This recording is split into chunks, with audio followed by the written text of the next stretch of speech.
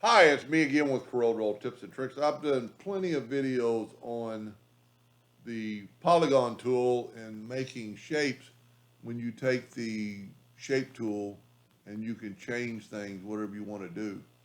But also, a lot of people might not realize you could select that node right there and right click and turn it into a curve. And then look what you can do with it. You can make totally different shapes.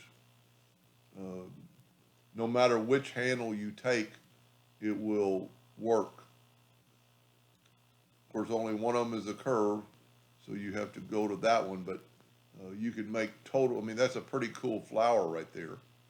You know, an abstract, flowers don't have to be perfect.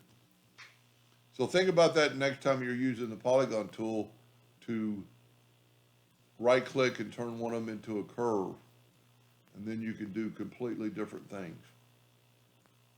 Anyway, I hope that helped a little bit. Thank you for watching.